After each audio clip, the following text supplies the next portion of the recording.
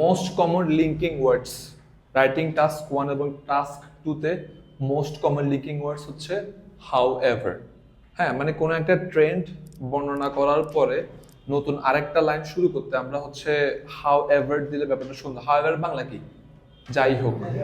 হ্যাঁ, তারপরে in contrast অথবা কি বাই কম্প্যারিজন, এগুলি বিভিন্ন বিভিন্ন সিচুয়েশন অনুসারে ব্যাখ্যা হবে। আমরা যখন রাইটিং টাস্ক 1 করব তখন বলবো, এখন যদি ব্যাখ্যা বলি মাথায় থাকবে না। বাট, ওয়াইল অথবা ওয়্যারএস।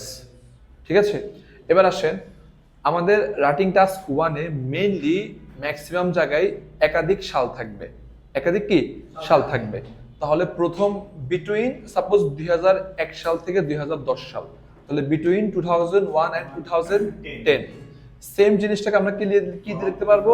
ফ্রম 2001 টু 2010, ডিউরিং অথবা over the period of 2001 and 2010। আচ্ছা, আপনার খেয়াল রাখবেন আপনার যে আইএলটিএস এর যে প্রশ্ন ওইখানে যদি বিটুইন থাকে আপনি কি লিখবেন? ফ্রম। ওইখানে ফ্রম থাকলে আপনি লিখবেন বিটুইন। That's it. এটা হচ্ছে কি রাইটিং টাস্ক 1 এর বিষয়বস্তু।